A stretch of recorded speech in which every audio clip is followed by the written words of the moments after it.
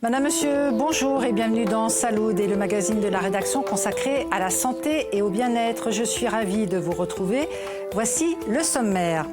Dans notre rubrique « Quoi de neuf, docteur ?», nous ferons le point sur les nouveaux tarifs de consultation en vigueur désormais chez le généraliste. 3 tarifs, pourquoi?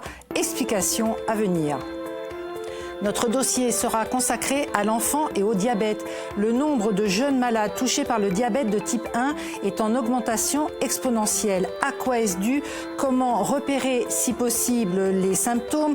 Comment se soigner et vivre avec cette maladie le plus normalement possible? Réponses et conseils avec nos spécialistes.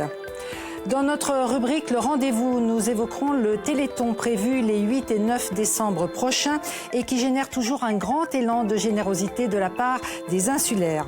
Enfin, dans À lire, à voir, nous vous proposerons des suggestions de livres, de vidéos, de sites internet pour parfaire vos connaissances dans le domaine de la santé. On passe tout de suite à notre rubrique Quoi de neuf, docteur ?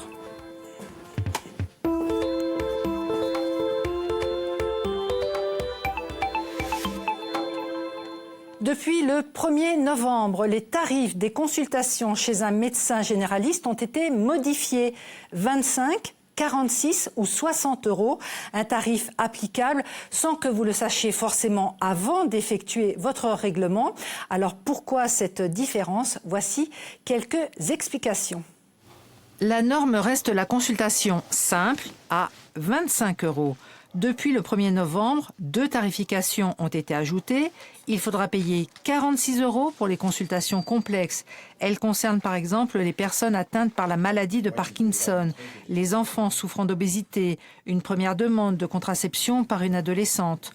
Enfin, on vous demandera 60 € pour les consultations très complexes, c'est-à-dire pour les annonces de maladies graves ou la mise en place de traitements contre le cancer, les maladies neurologiques ou bien encore le suivi des grands prématurés. Selon l'assurance maladie, l'expertise médicale et le temps passé près des patients seront ainsi mieux rémunérés. Le généraliste est libre de décider de la tarification qu'il veut appliquer, mais certains médecins ont déjà annoncé qu'ils maintiendront un seul et unique tarif à 25 €, notamment pour ne pas pénaliser les personnes en situation précaire ou bien qui ont l'habitude de payer un tarif bas depuis longtemps. Alors n'hésitez pas à en parler avec votre médecin généraliste. Il est là pour vous expliquer pourquoi il applique tel ou tel tarif. Place maintenant au débat de Salud et intitulé « L'enfant et le diabète ».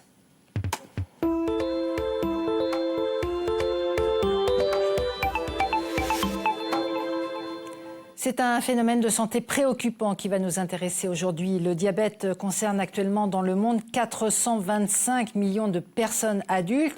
Mais ce qui nous interpelle encore plus, c'est la forte progression du diabète de type 1 chez les enfants en France. Plus de 2000 nouveaux cas chez des enfants ont été diagnostiqués chaque année entre 2013 et 2015 dans notre pays. Les taux les plus élevés ont été observés en Corse et en Provence-Alpes-Côte d'Azur, selon une étude publiée il y a quelques jours par l'Agence Santé publique France dans son bulletin épidémiologique hebdomadaire. Pour évoquer cette maladie chez les enfants et les adolescents, nous allons en parler avec nos invités. Et tout d'abord, Rosemarie Pasqualaggi, vous êtes la présidente de l'Association des diabétiques de Corse. Merci d'être avec nous. Merci à vous de nous avoir invités. Et en duplex depuis nos studios à Bastia, le docteur Cécile Gouillard-Darnaud, pédiatre spécialisée en endocrino, diabéto et gynécologie pédiatrique. Bonsoir à vous. Bonsoir. Et à vos côtés, le docteur Laurence Gabriel, endocrinologue et médecin coordinateur au RCMC, c'est-à-dire le réseau Corse Maladies Chroniques. Merci à vous trois de participer à cette émission. Avant de nous pencher sur la progression alarmante du diabète de type 1 chez les enfants, voyons tout d'abord ce qu'est cette maladie et comment il se soigne. Docteur Darnaud, qu'est-ce que c'est le diabète? On a l'habitude de dire couramment « Ah, c'est trop de sucre dans le sang ». Qu'est-ce qu'on peut dire pour simplifier? Alors, le diabète de type 1, qui est le diabète le plus fréquent de l'enfant, est en fait une maladie auto-immune où le corps va produire des anticorps qui vont détruire les cellules qui produisent l'insuline. L'insuline est une hormone qui permet au sucre d'être utilisé comme énergie. Moi, j'ai tendance à expliquer à mes patients, qui sont des enfants, je leur explique qu'ils sont, s'ils étaient une voiture, leur sucre serait en fait leur essence. Et ce qui permet au sucre d'aller au moteur, qui est la cellule, c'est l'insuline. L'insuline va donc guider le sucre et lui permettre d'être utilisé comme énergie. Quand vous parlez de maladie auto-immune, ça veut dire qu'on est avec cette maladie. Ce n'est pas une maladie que l'on attrape, en quelque sorte. Alors, on n'est pas avec cette maladie. On a une prédisposition génétique et des facteurs extérieurs qu'on ne connaît pas encore très bien vont déclencher cette maladie à un âge qui peut varier de 6 mois à 30 ans, 40 ans. On peut donc être diagnostiqué comme étant un enfant avec le diabète de type 1, tout petit, encore bébé. Oui, oui, tout à fait. Et alors, comment découvre-t-on qu'on a cette maladie ? Il y a une crise, comment est-ce que ça se passe ? Alors, comme je vous expliquais juste avant, l'insuline est détruite. Quand 90% des cellules sont détruites, des cellules qui produisent l'insuline, l'enfant va ne plus pouvoir utiliser son glucose. Du coup, le sucre va monter dans le sang, on aura une hyperglycémie et le corps va essayer de faire fuir ce sucre par les urines. Donc le premier signe, c'est une augmentation de la diurèse avec un enfant qui fait beaucoup pipi. Dans un deuxième temps, il va avoir très soif et le deuxième signe, c'est une soif intense. Là, vous parlez de symptômes en quelque sorte, mais est-ce qu'on s'aperçoit toujours à temps de ces symptômes ou bien est-ce qu'un jour, il y a un événement qui fait qu'un enfant doit être hospitalisé d'urgence, par exemple, et c'est à ce moment-là qu'on s'aperçoit qu'il a le diabète de type 1 ? C'est souvent par des crises qu'on s'aperçoit de cette maladie. Alors, en fait, au départ, l'augmentation des urines et de la soif se fait insidieusement et puis l'enfant commence à perdre du poids et lors d'une maladie, par exemple, il va avoir une crise plus sévère et avoir une augmentation plus sévère de la glycémie qui va entraîner un coma, une fatigue et potentiellement un coma. Donc, ça veut dire qu'il y a une hospitalisation derrière ? Oui. Qu'on le détecte sans coma ou avec fatigue et signes de gravité, l'enfant doit de toute manière être hospitalisé. Quel est votre rôle lorsque vous accueillez un enfant qui est hospitalisé et sur lequel on suspecte un diabète de type 1 ?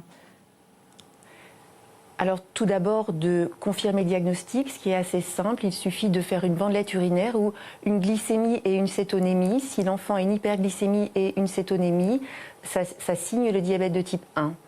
À partir de ce moment, en fonction de la gravité dans laquelle il se trouve lorsqu'il arrive, on doit mettre en place assez rapidement une insulinothérapie en intraveineuse si l'enfant est très déshydraté, avec une réhydratation. Et si l'enfant est au stade dont on parlait tout à l'heure, avec juste une augmentation des urines et de la soif, alors on commencera l'insuline par voie sous-cutanée directement. Alors, docteur Gabrielli, vous êtes aux côtés du docteur Darnaud. Est-ce que vous avez eu l'occasion d'accueillir des enfants sur lesquels vous soupçonniez la présence de diabète de type 1 sans qu'ils soient pour autant hospitalisés ? Oui, ça nous est arrivé. Alors, en fait, je suis tout à fait d'accord avec ce qu'a dit ma collègue. Je dirais qu'il y a aussi des patients qu'on a la chance d'attraper de façon complètement fortuite. Des fois, c'est par exemple un enfant qui se remet à faire pipi au lit, qui n'a pas forcément soif ou qui n'a pas plus de signes que cela. Et les parents sont un peu inquiets, donc on parle à leur généraliste qui dit on va faire un petit bilan. Et là, on a des glycémies qui ne sont pas, je dirais, levées de façon catastrophique. On peut avoir des glycémies autour de, des fois, d'1,40 g, 1,50 g. Des glycémies qui pourraient parfaitement cadrer par un diabète de type 2 si on le voyait chez quelqu'un de plus âgé. Malheureusement, c'est un enfant et c'est 99 fois sur 100 un diabète de type 1 de l'enfant qui débute. Alors, est-ce qu'il faut hospitaliser les enfants? Alors, le débat n'est pas tranché. En pédiatrie, je sais que mes collègues pédiatres les hospitalisent parce qu'ils entourent l'hospitalisation de ce qu'on appelle l'éducation du patient, c'est-à-dire tous les gestes que le patient va devoir apprendre, ainsi que sa famille, pour gérer au mieux la maladie. Le parti pris des gens, je dirais comme moi, des professionnels comme moi, qui sommes plus, je dirais, convaincus du bien fondé de l'éducation thérapeutique avant tout et d'une possible prise en charge en ambulatoire, justement pour qu'il n'y ait pas cette interruption, par exemple, de la vie du patient et de la famille, pour que ce diabète, finalement, bien sûr, c'est l'irruption de quelque chose de très grave dans la vie, mais la vie ne va pas s'arrêter, la vie va continuer. Et nous, on a le parti pris, justement, au travers de l'éducation thérapeutique menée en ambulatoire, d'essayer, bien sûr, pas quand il y a des signes de gravité, c'est évident, quand il y a, par exemple, déjà une acidocétose, peut-être qu'après on définira peut-être ces mots qui sont un peu effrayants, peut-être quand il y a déjà une cétose ou quand il y a un amaigrissement, quand il y a vraiment des signes de gravité, là il est évident qu'il faut hospitaliser les patients. Mais le patient, je les mets dans la catégorie, on va dire, des découvertes de diabète sans signe de gravité. On peut peut-être prendre le pari de ne pas les hospitaliser, de faire une éducation en ambulatoire, de façon à ce que ce ne soit pas, je dirais, un événement traumatisant, que la découverte du diabète, l'interruption de la scolarité et la matérialisation de quelque chose, d'un accident qui se passe dans leur vie. Rosemarie Pascolaggi, vous présidez l'association des diabétiques de Corse. Quand on révèle à des parents qu'un enfant, leur enfant, a un diabète de type 1, ils sont dans quel état? Est-ce que le ciel leur tombe sur la tête?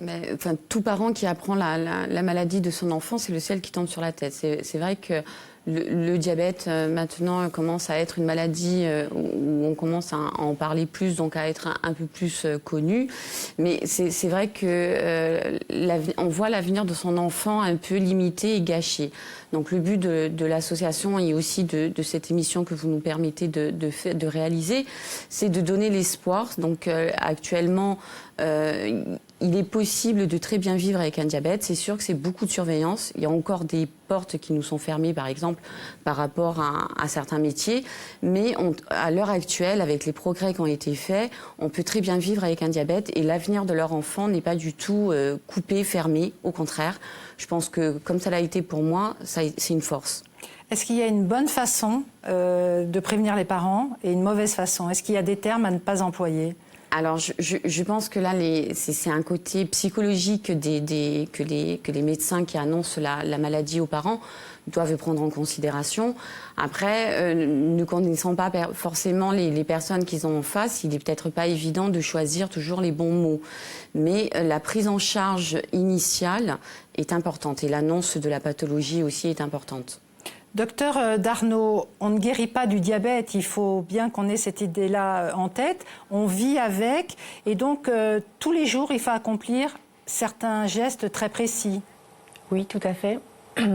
Donc, dans la pathologie, il faut avoir un lecteur de glycémie, qu'il soit par autopiqueur ou maintenant les freestyle libres qui sont des petits patchs avec lesquels on peut scanner la glycémie sur le bras et avoir une glycémie quand on veut en fait.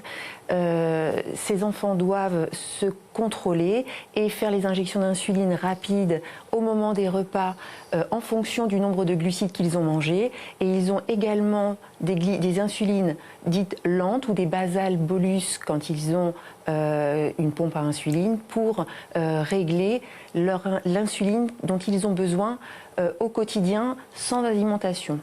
Alors, on va voir un exemple précis d'une adolescente qui est scolarisée au collège de Cervione, Thiard, qui se soigne elle-même tous les jours. Regardez ce reportage de Émilie Arodo et Christian Giuliano.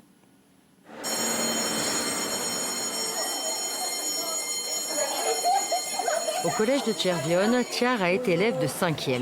À l'heure de la récréation, l'adolescente file chez la conseillère d'éducation. Il est temps de contrôler sa glycémie.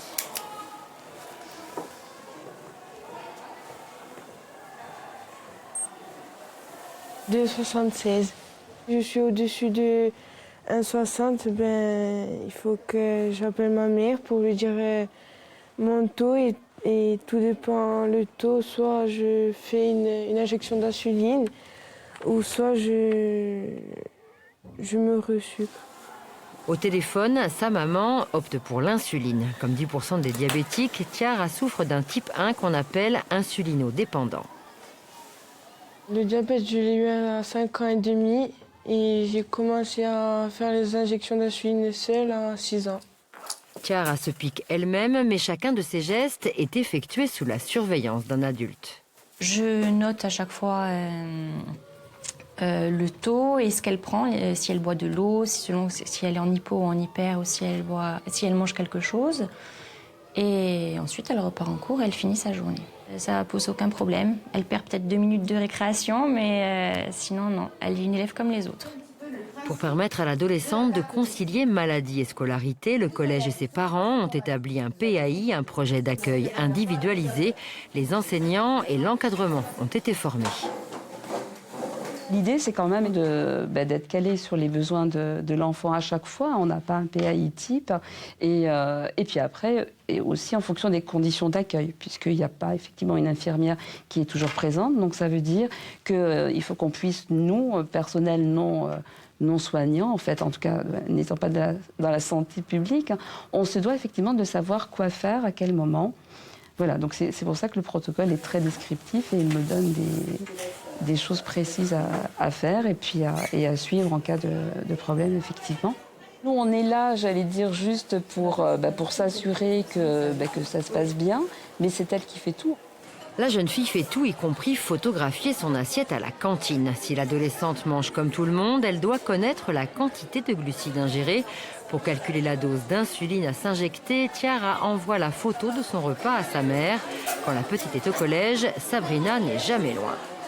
J'ai réussi un peu à relâcher la pression, comment on va dire. Bon, il y a ma mère qui travaille là-haut, la principale donc, qui est très bien, donc qui m'appelle quand il faut. Je veux dire, bon, pour le dextro du 10h le matin aussi, pareil. Je ne loupe pas un appel, je ne loupe pas un dextro. Et ensuite, non, si ça ne va pas, de toute façon, elle le sait, donc elle va chez la principale, elle m'appelle. Et en 10 minutes, je suis là-haut, 6 soucis. Hein. Je cours, j'arrive dans la toile, les deux pieds joints. Les dextros et prises d'insuline rythment les journées de Tiar. Si ce traitement à vie est une contrainte, il ne la freine en rien.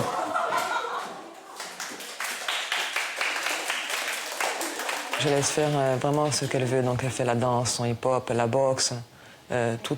Donc comment de faire un sport, elle se contrôle. Après, donc bon, on est des parents assez bien présents. Donc chaque sport, on y est. Chaque 6 soucis, donc voilà, elle nous appelle. Non, je laisse faire sa vie normalement. Chez l'enfant et l'adolescent, le diabète de type 1 est en plein développement. En France, plus de 2000 nouveaux cas se déclarent chaque année. La Corse fait partie des régions les plus concernées par ce phénomène. Docteur Darnaud, nous avons besoin de vos lumières. Qu'est-ce qui est préférable d'utiliser une pompe à insuline ou un stylo? Est-ce que ça varie en fonction de l'âge, en fonction du patient, en fonction de la gravité de sa maladie? Ça varie. Alors déjà, en fonction de l'âge, ça c'est sûr. Les petits enfants de moins de 6 ans, on leur préconise vraiment une pompe à insuline pour plusieurs raisons, parce que l'enfant n'a pas une vie reproductive tous les jours. Un jour, il va faire la sieste, un jour, il va courir, et ses besoins d'insuline seront différents et ils seront beaucoup plus adaptables avec une pompe à insuline. Et comme il a un poids plus petit, les bolus et les doses d'insuline sont beaucoup plus fine et on peut régler de manière très petite les doses d'insuline avec la pompe à insuline de 0,05 en 0,05 alors qu'avec le stylo c'est de 0,5 en 0,5. Ça fait une différence de 10, donc c'est beaucoup plus fiable pour un petit enfant. Par contre, pour un adolescent... Est-ce que c'est lourd une pompe à insuline à porter? Alors, non, alors il y en a plusieurs. Donc il y a les pompes qui sont un petit peu maintenant... qui sont plus les nouvelles pompes qui ont bien marché, donc on a le boîtier, on a un cathéter et ça se met sous la peau. D'accord ? Et le boîtier se met dans la poche ou dans un petit étui. Et les nouvelles pompes qui sont sorties l'année dernière sont une pompe patch avec le patch qui est ici, qui se colle sur la peau, avec le boîtier qui est là et avec lequel on va pouvoir faire les bolus. Dans le cas d'enfants et d'adolescents, est-ce que le recours au stylo, finalement, ça ne permet pas d'être un petit peu plus discret par rapport à sa maladie, de ne pas la montrer aux autres? Alors en fait, chez l'enfant et chez l'adolescent, ce qu'on a tendance à dire, c'est que le meilleur traitement, c'est celui qui sera le mieux accepté par l'enfant lui-même. Donc il faut savoir lui parler du traitement et lui laisser le choix du traitement et par rapport à ses envies, s'il a vraiment du mal à cacher, s'il veut cacher son diabète, il ne va pas forcément vouloir de la pompe à insuline. Maintenant, s'il n'aime pas les injections, il va préférer la pompe à insuline. Il faut savoir les écouter et respecter leur choix. Docteur Gabrielli, vous faisiez référence il y a quelques instants à l'éducation thérapeutique. L'éducation thérapeutique, c'est pas simplement le fait de se soigner, c'est aussi tout ce qui englobe l'alimentation, le sport, en fait tout ce qui constitue la vie quotidienne d'un enfant et d'un adolescent. L'éducation thérapeutique, c'est tout ce qui va aider le patient à mieux vivre sa maladie. Aussi bien pour se prendre en charge, pour être autonome. Par exemple, au niveau de la pompe, l'éducation thérapeutique, c'est savoir maîtriser parfaitement la pompe, connaître par exemple toutes les erreurs possibles, toutes les messages d'erreur que peut délivrer la pompe, savoir réagir face à ces messages, avoir les bonnes attitudes, les attitudes les plus adaptées au moment où elles surviennent. Et au-delà de ça, l'éducation permet une certaine maturation du jugement, c'est-à-dire éduquer, ça vient de deux mots latins qui veulent dire conduire. C'est pas apprendre des protocoles stéréotypés comme tu as 2 grammes, tu fais tant. Ça, tout soignant est capable de le faire. L'éducation thérapeutique, c'est au-delà de ça. C'est pouvoir critiquer et c'est pouvoir juger d'une situation. Par exemple, comment faire face à une situation inhabituelle. Comment je fais quand par exemple, je me retrouve, je n'ai pas mon insuline sur moi. J'arrive au lycée et je n'ai pas mon insuline. C'est la première fois que ça arrive en 4 ou 5 ans. Qu'est-ce que je dois faire? Donner les armes, armer les gens pour faire face à des situations complètement inhabituelles. Ensuite, bien sûr, l'éducation thérapeutique, c'est souvent des messages aussi beaucoup plus... c'est quelque chose, je dirais, plus simple pour les gens de le comprendre, comme savoir ce qu'on va manger. Par exemple, je suis invitée chez des potes à un anniversaire. Qu'est-ce que je vais pouvoir choisir dans ce qui m'est proposé pour ne pas me mettre en danger? Et par rapport à quelque chose justement que je ne mange jamais, comment je vais m'adapter? J'ai jamais mangé de ma vie, par exemple, une génoise au chocolat. Cette part m'a l'air de représenter 200 grammes au jugé de gâteau au chocolat. Combien je vais faire, par exemple, d'unités d'insuline? C'est tout ça, l'éducation thérapeutique. C'est du savoir, des connaissances pures, connaissance de sa glycémie, connaissance du maniement de la pompe, connaissance des numéros d'urgence à prévenir, du savoir-faire technique, des manipulations, un savoir-faire, cuisiner sans trop de matière grasse, choisir des aliments riches en vitamines machin, vitamine C, vitamine D, etc. Composer un repas équilibré, comment je vais rattraper un écart alimentaire, tout ça aussi, c'est l'éducation qui leur permet de le savoir. Et aussi, ce que je disais tout à l'heure, faire face à l'imprévu, savoir se comporter en toutes circonstances sans se mettre en danger. Et aussi, l'éducation thérapeutique, c'est pas que le patient, c'est aussi tout ce qu'il y a autour. C'est savoir communiquer, par exemple, avec le conseil d'éducation. Je voyais tout à l'heure une CPE qui surveillait la réalisation du dextro. Comment on communique avec les profs, comment on communique autour de sa pathologie.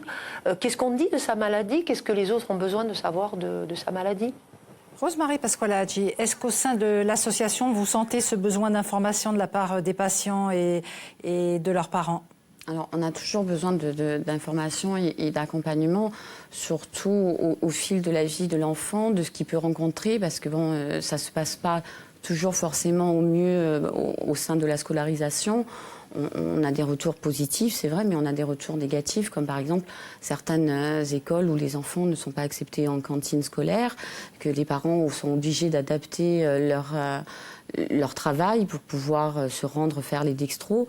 Là, dans le cas du reportage, la jeune fille est autonome, mais dans des écoles où les enfants sont plus petits, donc en primaire, il n'est pas toujours évident que l'enfant puisse faire tout ça tout seul. Donc il y a l'accompagnement des parents.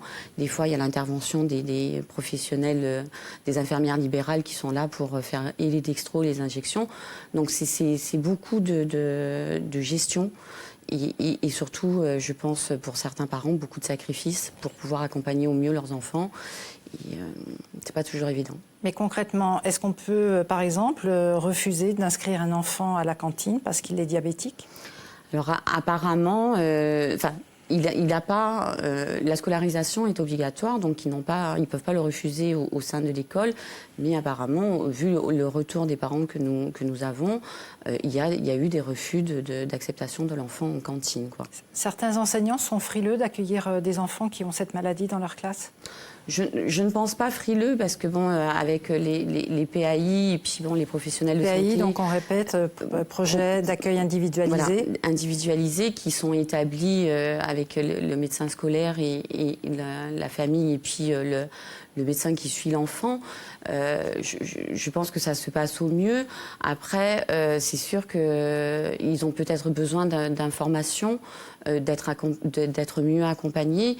Moi, il m'est arrivé de rencontrer dernièrement un instituteur il avait le PAI, mais il n'avait pas tout compris. Donc, c'est moi qui l'ai lu avec lui et qui lui ai expliqué certains termes. Et surtout, je lui ai montré ce que c'était que l'insuline, tout ce que l'enfant avait à sa disposition et qu'il ne savait pas parce qu'on lui a dit, voilà, ce petit est diabétique, mais il se gère très bien. Donc, pas d'inquiétude, quoi. Donc ces informations, ces renseignements, on les a auprès de l'association, on les a auprès de vous, médecins. Docteur Gabrielli, vous faites partie du RCMC, c'est le réseau Corse Maladies Chroniques. C'est un réseau qui permet, grâce à son maillage territorial, d'avoir des relations de proximité avec les malades et leurs familles.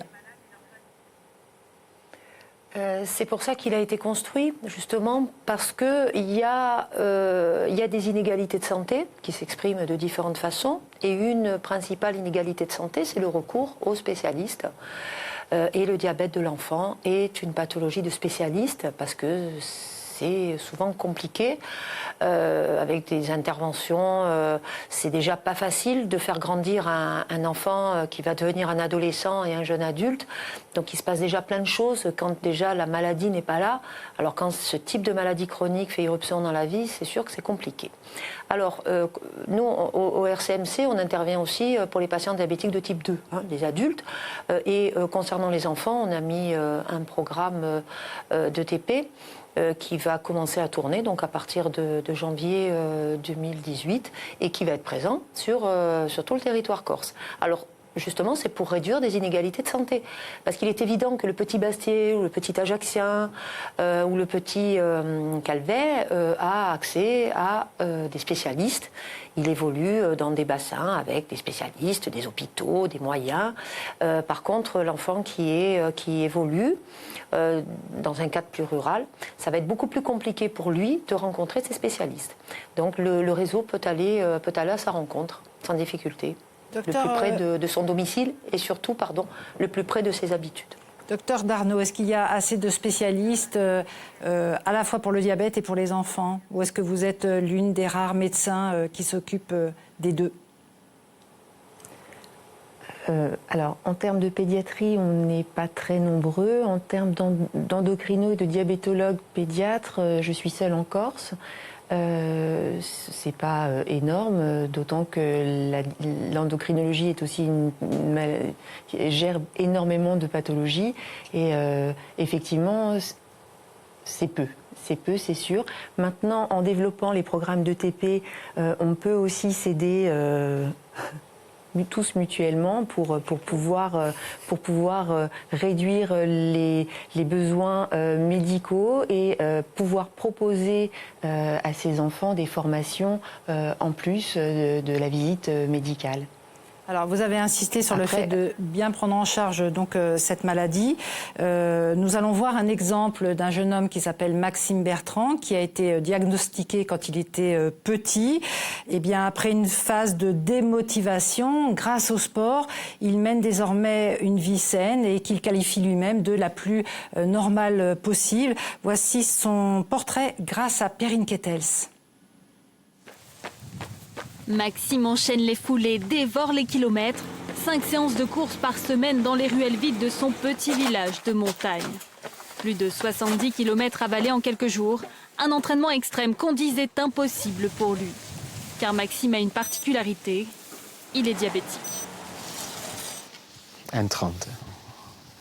C'est bien? Oui, c'est nickel. Oui, la moyenne, c'est entre 0,80 et 1,80.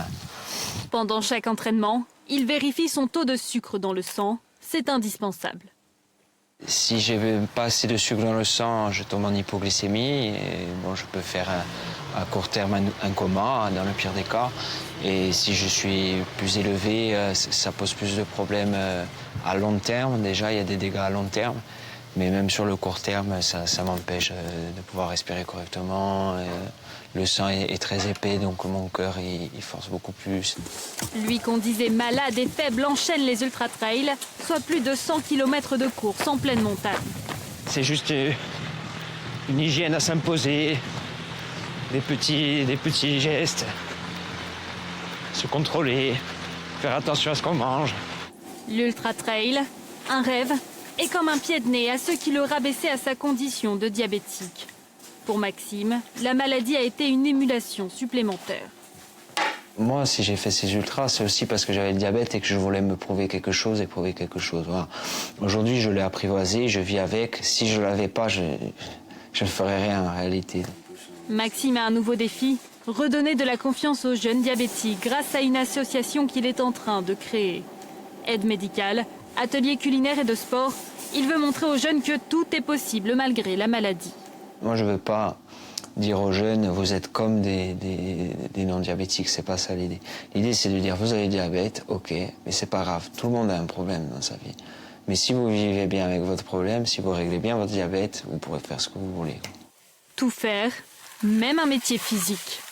Après avoir été refusé dans l'armée à cause de son diabète, Maxime a décidé de devenir maçon. Et il est formel, il peut accomplir autant de choses qu'une personne non malade, et même bien plus.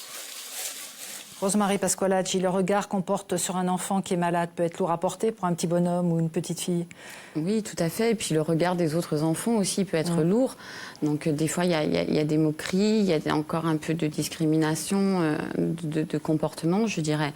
Donc c'est pas toujours évident au quotidien. Moi j'ai eu la chance, entre guillemets, je dirais, de déclarer ma maladie à l'âge adulte. Donc je n'ai pas connu ça, mais quand vous rencontrez un enfant qui vous raconte qu'il a l'impression d'être seul au monde, qu'il se cache pour faire ses injections ou qu'il ne met pas la pompe parce qu'il n'a pas envie que ses camarades le sachent, ça fait encore mal, surtout à notre époque. Et c'est pour ça qu'on a envie de faire évoluer les mentalités et faire reconnaître au plus grand public cette maladie. Docteur Darnaud, est-ce que c'est ça qui peut démotiver, par exemple, des adolescents ? Oui, tout à fait. Alors, ce qu'il faut savoir de l'adolescence, c'est que c'est déjà une période difficile pour l'enfant qui n'a pas de pathologie chronique et que c'est une période où il va faire des tests, il va se mettre en danger éventuellement. Et c'est pour l'enfant qui a un diabète une bonne raison de ne plus vouloir se traiter ou de ne pas vouloir montrer à ses camarades qu'il a le diabète et de vouloir parfois tester ses limites en essayant de savoir jusqu'où il peut aller sans faire de traitement, par exemple. Alors, on focalise sur l'alimentation, on dit qu'il faut faire attention, on dit qu'il faut bien prendre son traitement, mais docteur Darnaud, le diabète peut avoir aussi des répercussions, par exemple sur la vision, sur d'autres fonctions, ça aussi on oublie de le dire, mais ça touche effectivement beaucoup de fonctions chez un être humain. Tout à fait. Les complications à long terme, et c'est pour ça qu'on essaie d'avoir un équilibre très bon chez l'enfant parce qu'on sait qu'il a une pathologie qui va durer longtemps. C'est des complications cardiaques, des complications rénales et des complications ophtalmo en abîmant les artères de petits, moyens, gros calibre. On essaye, alors pour revenir juste à l'adolescent de tout à l'heure, il faut vraiment que ces adolescents puissent leur parler, les laisser nous exposer leurs besoins et leurs envies pour pouvoir les aider au mieux à avoir envie de faire leur traitement. Alors précisément, un ophtalmologiste, le docteur Vincent Paoli, va nous parler effectivement de cette période difficile pour se soigner, l'adolescence. Nous l'écoutons. Le plus important, c'est le dépistage. Le dépistage, les recommandations sont très claires. C'est une consultation, un fond d'œil systématique chez son ophtalmologiste une fois par an.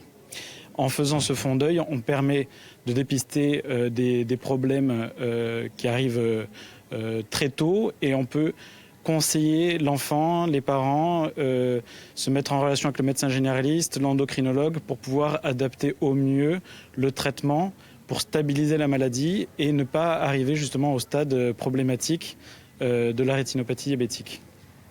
Est-ce que ça peut aller jusqu'à la cécité ? Alors ça peut effectivement aller jusqu'à la cécité. En particulier, le risque est plus important chez les adolescents, chez qui il peut y avoir des périodes un petit peu difficiles pour le suivi de leur traitement, pour prendre en conscience des risques. Et c'est une période qui est vraiment capitale dans le suivi et la prise en charge de ces patients. Alors je vous le disais au début de cette émission, on a constaté depuis quelques années que le diabète de type 1 progresse énormément chez les enfants en France. Plus de 2000 nouveaux cas ont été diagnostiqués avec un diabète de type 1 chaque année entre 2013 et 2015.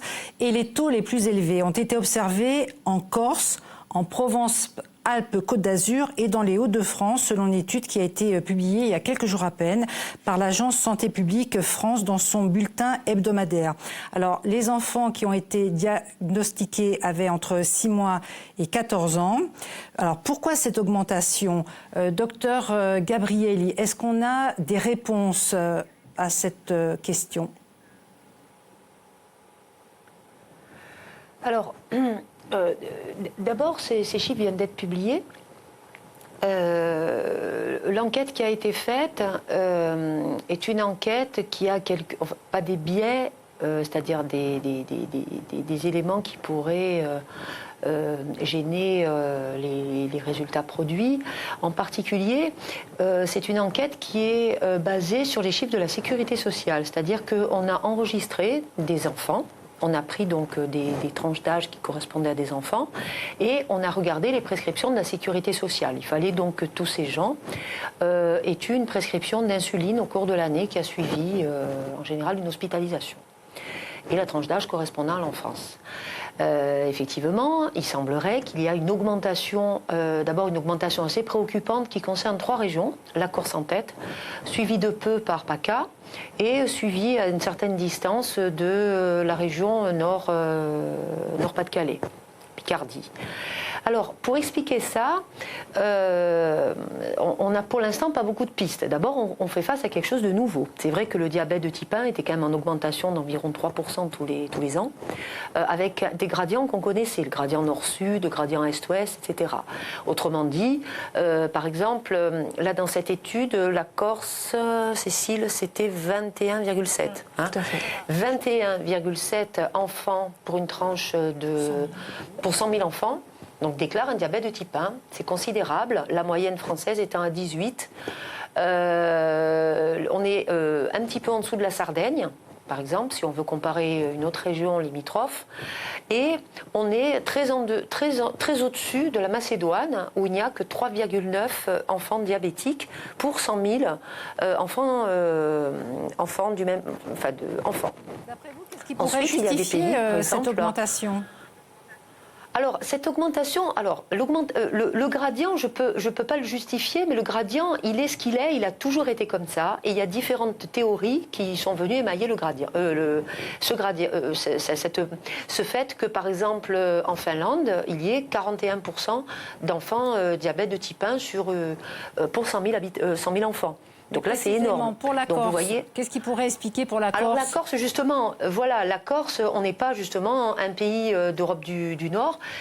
Alors, les théories, je dirais, qui sont avancées, puisque je pense que c'est ce que vous voulez m'entendre dire, il y a une théorie hygiéniste. C'est-à-dire que les gens, quand ils commencent à devenir un peu trop propres pour leur progéniture, empêchent cette progéniture de faire son immunité. Donc, autrement dit, plus on utilise de lingettes, moins on laisse les enfants avoir, on va dire, une saleté acceptable, et plus ils vont rencontrer donc de microbes à un âge plus avancé, et plus la réponse immunitaire va être explosive. Et peut-être que donc le diabète de type 1, qui est une maladie auto-immune, n'échappe peut-être pas à cette théorie donc de la tempête immunitaire face, on va dire, à une réponse exagérée à un stimulus donné.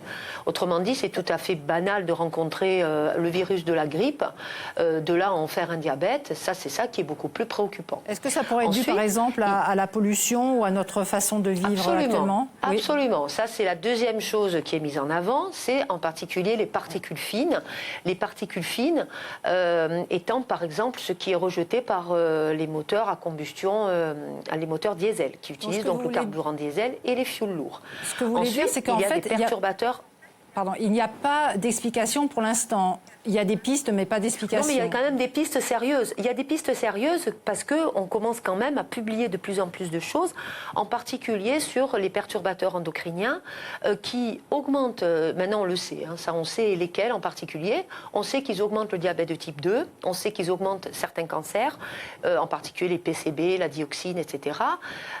Et des perturbateurs endocriniens issus par exemple de l'agriculture, et de tout ce qu'on est capable de respirer, des moteurs diesel, de la pollution des bassins pétrochimiques, ce qui expliquerait d'ailleurs la prévalence dans le Nord, la Picardie et la Corse finalement n'échappe pas tellement à cette pollution pétrochimique parce que, en particulier sur la dorsale orientale de la Corse, vous avez quand même des courants qui drainent beaucoup de polluants du golfe de Gênes, où il y a quand même des industries pétrochimiques, de la plasturgie en particulier, qui sont très développées. Et ça, ce sont des pistes très intéressantes pour expliquer cette explosion de diabète de type 1. Alors, je voudrais signaler une initiative très intéressante des habitants. Oui. Allez-y, je vous en prie, mais rapidement, parce qu'on a encore beaucoup de choses à dire. Alors, une initiative très intéressante, on va dire, des habitants du golfe, du bassin pétrolier, donc de l'étang de Berre, qui se sont groupés avec des mairies et des collectivités, je dirais, locales, de façon à mandater de façon complètement privée des études. Ils ont payé des chercheurs privés pour produire des études et qui sont très intéressantes parce qu'elles pointent les polluants et surtout, elles donnent des pistes de recherche pour, à défaut bien sûr de se délocaliser. On ne peut pas imaginer que des parents vont quitter leur travail et aller chercher un hypothétique travail dans une autre région, malheureusement. Mais par contre, il y a des pistes pour améliorer, par exemple, la qualité de l'air et la qualité de l'alimentation dans ces bassins-là. Eh bien, nous suivrons attentivement ces pistes. Il y a encore beaucoup de choses à dire sur l'enfant et le diabète de type 1, mais le temps passe. Nous allons passer maintenant donc à notre rubrique suivante, le rendez-vous de Saloudé.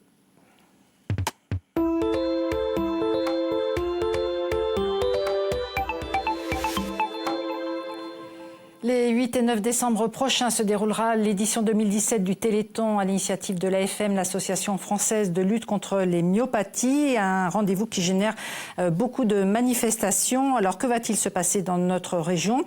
Tour d'horizon avec les deux référents de l'AFM et on démarre tout de suite avec l'extrême sud où les manifestations ont démarré le 15 octobre.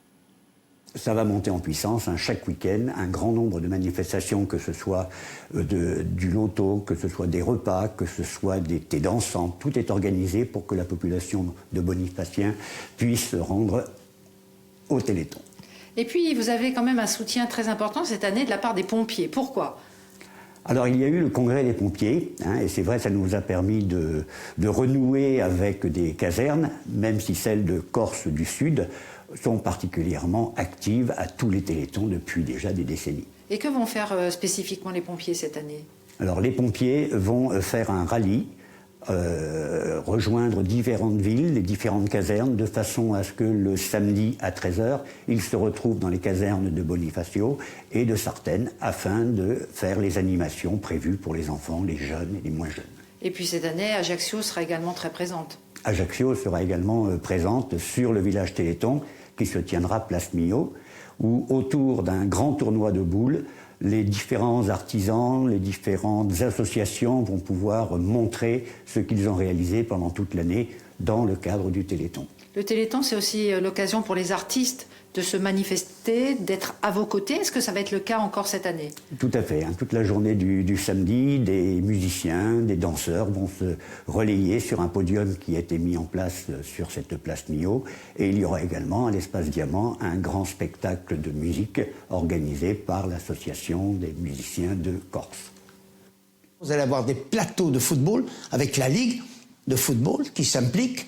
Vous avez l'EDF avec 800 personnes qui vont s'impliquer. Et vous avez tous les défis sportifs des fils rouges, avec de l'aviron du côté de la côte orientale, des courses cyclistes. Donc tous ces événements-là, on ne peut pas en citer qu'un, puisque vous avez quand même la particularité, et c'est ce qui est important, toutes ces institutions comme les gendarmeries qui vont faire quelque chose, les pompiers qui s'impliquent dans toute la Corse et qui ramènent un bon chiffre, les militaires de Corté, les commerçants de Corté, donc Calvi, la Balagne, le Cap Corse, la côte orientale, Luciane, tous ces secteurs sont impliqués et il n'y aura que des défis sportifs. Il y aura la concentration sur la place Saint-Nicolas, avec tout ce que vous voulez, des grandes paellas, des défis, la marche, et ensuite nous avons l'école de danse qui sera au théâtre. Et partout c'est décentralisé, évidemment. Nous sommes obligés parce que comment motiver nos organisateurs? Et à ce niveau-là, je voudrais quand même les remercier. Tous ces organisateurs, sans eux, le Téléthon n'existerait pas. Et sans cette fourmilière que vous avez aujourd'hui, on n'aurait pas eu de Téléthon. Et nous l'avons. Et la Haute-Corse est fière de vous dire aujourd'hui que nous allons essayer de battre les 350 000 € que nous faisons en moins de 30 heures. C'est déjà pas trop mal. A Speranza un giorno è che tutte queste famiglie di malati che li vengono a fianco a noi, tutta questa gente generosa dell'Alta Corsica, che non possono morire un giorno a momento contro queste malattie, e grazie a quale, grazie a tutta questa gente che danno i soldi. Allora, a voglia in francese in corso, 36, 37 in corso e 36, 37 in francese, ma voglia lì, la speranza c'è, e malattie ci sono, che sono guarite, in primo momento oggi sviluppa tutto, ma vi posso dire che malattie a momento non ti luci, non ti a pelle, non ti una moltitudine di cose. N'oubliez pas 36-37 pour faire un don. L'an passé, plus de 92 millions d'euros avaient été récoltés. Dernière rubrique de Saloud et maintenant à lire, à voir.